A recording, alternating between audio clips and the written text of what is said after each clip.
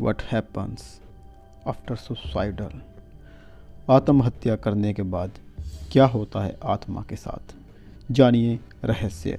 नमस्कार दोस्तों, आपका फिर से स्वागत है अपने YouTube चैनल एस्ट्रोलॉजर इंद्रशेखर में। हिंदू धर्म अनुसार मरने के बाद आत्मा की मुख्य तौर पर 3 तरह की गतियाँ होती हैं: ऊर्ध्व गति, स्थिर गति और अधोगति। इसे ही अगति और गति में विभाजित किया जाता है। पहली बात तो यह है कि आत्महत्या शब्द ही गलत है, लेकिन यह अब प्रचलन में है। आत्मा की किसी भी रीति से हत्या नहीं की जा सकती। हत्या होती है शरीर की। इसे स्वघात या देह हत्या कह सकते हैं। दूसरों की हत्या से ब्रह्मा दोष लगता है, लेकिन खुद की ही देह की हत्या करना बहुत बड़ा अपराध है। जिस देह ने आपको कितने भी वर्ष तक संसार में रहने की जगह दी, संसार को देखने, सुनने और समझने की शक्ति दी, जिस देह के माध्यम से आपने अपनी प्रत्येक इच्छाओं की पूर्ति की, उस देह की हत्या करना बहुत बड़ा अपराध है। जरा सोचिए इस बारे में। आपका कोई सबसे बड़ा खास सगा या अपना कोई है तो वह है आपकी देह। अधर में लटक जाती है आत्मा। गरुड़ पुराण में जीवन और मृत्यु के हर रूप का वर्णन किया गया है। आत्महत्या को निंदनीय माना जाता है, क्योंकि धर्म के अनुसार कई योनियों के बाद मानव जीवन मिलता है। ऐसे में उसे व्यर्थ गंवा देना मूर्खता और अपराध है। कहते हैं कि जो व्यक्ति आत्महत्या करता है उसकी आत्मा हमारे बीच ही भटकती रहती है। ना ही उसे स्वर्ग नरक में जाने को मिलता है और ना ही वह जीवन में पुनः वापस आ पाती है। ऐसे में आत्मा अधर में लटक जाती है। ऐसे आत्मा को तब तक ठिकाना नहीं मिलता जब तक उनका समय चक्र पूर्ण नहीं हो पाता है। इसलिए आत्महत्या करने के बाद जो जीवन होता है वो ज़्यादा कष्टकारी होता है। जीवन के चक्कर को समझना जरूरी है। जैसे पूर्ण पका फल ही खाने के योग्य होता है। जब फल पक जाता है तभी वह वृक्ष को त्याग कर खुद ही वृक्ष बनने की राह पर निकल पड़ता है। इसी तरह पूर्ण आयु जीकर मरा हुआ इंसान, मनुष्य अच्छे जीवन के लिए निकल पड़ता है। कहते हैं कि मानव जीवन के 7 चरण होते हैं और प्राकृतिक प्रक्रिया के अनुसार एक के पूरा होने के बाद ही दूसरी शुरू होती है। इसका सही समय और सही क्रम होता है। ऐसे में समय से पूर्व ही मृत्यु को हो जाने से क्रम गड़बड़ हो जाता है। जिन व्यक्तियों की मृत्यु प्राकृतिक कारणों से होती है उनकी आत्मा भटकती नहीं और नियम अनुसार उनके जीवन के 7 चरण पूरे हो चुके होते हैं। लेकिन जिन लोगों की मृत्यु आत्महत्या के कारण होती है वो चक्कर को पूरा न कर पाने के कारण अधर में रह जाते हैं। मरने के बाद कब मिलता है दूसरा शरीर? उपनिषद कहते हैं कि अधिकतर मौक़ों पर तत्क्षण ही दूसरा शरीर मिल जाता है। फिर वह शरीर मनुष्य का हो या अन्य किसी प्राणी का। पुराणों के अनुसार मरने के 3 दिन में व्यक्ति दूसरा शरीर धारण कर लेता है, इसलिए तीजा मनाते हैं। कुछ आत्माएं 10 और कुछ 13 दिन में दूसरा शरीर धारण कर लेती हैं, इसलिए 10वां और 13वां मनाते हैं। कुछ सवा माह में अर्थात लगभग 37 से 40 दिनों में। बहुत कम ऐसे लोग हैं जिन्हें 40 दिन बाद भी शरीर नहीं मिलता। उसमें से अधिकतर घटना दुर्घटना में मारे गए या आत्महत्या वाले लोग ही ज़्यादा होते हैं। ऐसे लोग यदि प्रेत या पितर योनि में चला गया हो तो यह सोचकर 1 वर्ष बाद उसकी बरसी मनाते हैं। अंत में उसे 3 वर्ष बाद गया में छोड़कर आ जाते हैं। वह इसलिए कि यदि तू प्रेत या पितर योनि में है तो अब गया में ही रहना, वहीं से तेरी मुक्ति होगी। किसे कहते हैं भूत? जिसका कोई वर्तमान ना हो, केवल अतीत ही हो वही भूत कहलाता है। अतीत में अटका आत्मा भूत बन जाता है। जीवन ना अतीत है और ना भविष्य, वह सदा वर्तमान है। जो वर्तमान में रहता है वह मुक्ति की ओर कदम बढ़ाता है। आत्मा के 3 स्वरूप माने गए हैं, जीवात्मा, प्रेत आत्मा और सूक्ष्म आत्मा। जो भौतिक शरीर में वास करती है उसे जीव आत्मा कहते हैं।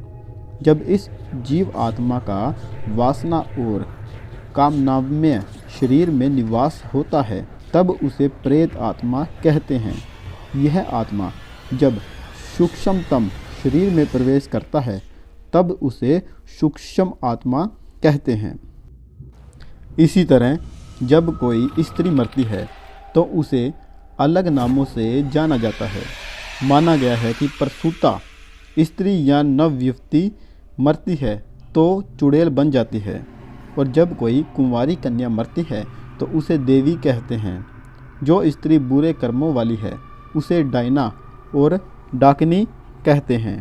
इन सभी की उत्पत्ति अपने पापों, व्यभिचार से, अकाल मृत्यु से या श्राद्ध ना होने से होती है।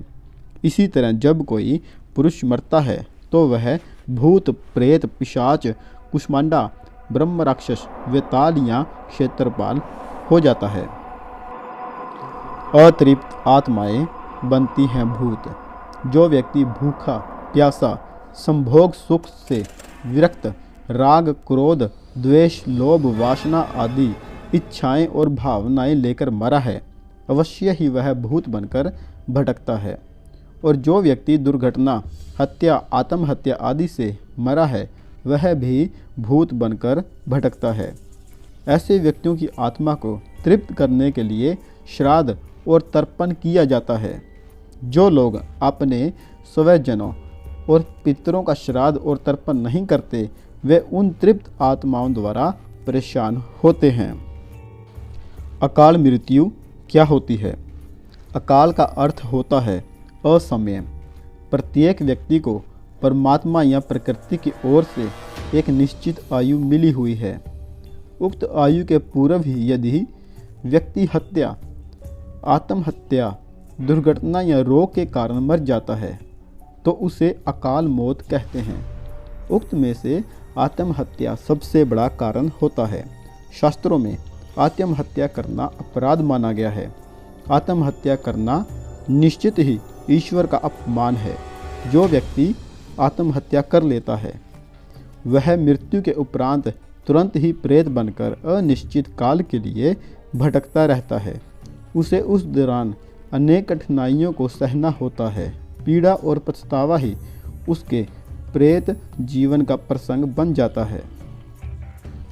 यदि आत्महत्या करने वाला व्यक्ति अत्यंत विवश होकर आत्महत्या कर रहा है तो उसकी कोई इच्छा अधूरी रह गई है या वह गहरे तनाव के कारण ऐसा कर रहा है। ऐसी आत्मा की मुक्ति मुश्किल होती है। मुक्ति का अर्थ है या तो नया शरीर मिल जाए या मोक्ष मिल जाए। संतों तक को मोक्ष नहीं मिलता तो सामान्य की बात अलग है। अतः परेशान या अतृप्त आत्मा मुक्ति नहीं हो पाती। वह भूत, प्रेत या पिशाच जैसी योनि धारण कर भटकती रहती है। वह कम से कम तब तक भटकती है जब तक कि उसके मृत शरीर की निर्धारित उम्र पूर्ण नहीं हो जाती या फिर श्राद्ध, तर्पण आदि धार्मिक कार्य से उसे मुक्ति नहीं मिलती। आत्महत्या के बाद भी मिलता है नया जीवन।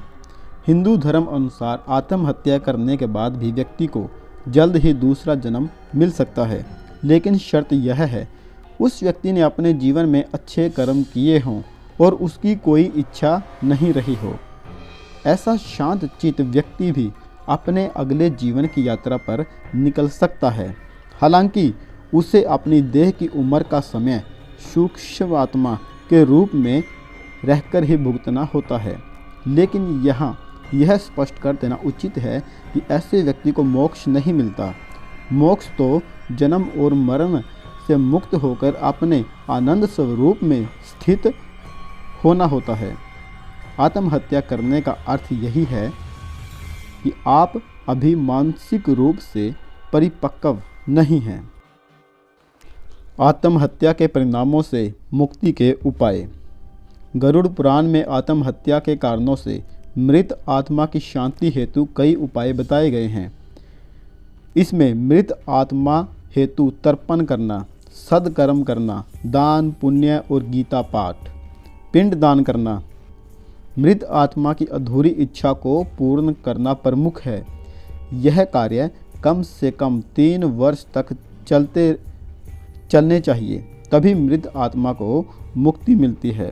तर्पण करने, धूप देने आदि से मृत आत्माएं तृप्त होती हैं। तृप्त और संतुष्ट आत्माएं ही दूसरा शरीर धारण कर सकती हैं या वैकुंठ जा सकने में समर्थ हो पाती हैं। दोस्तों, वीडियो को लास्ट देखने के लिए आपका बहुत बहुत धन्यवाद।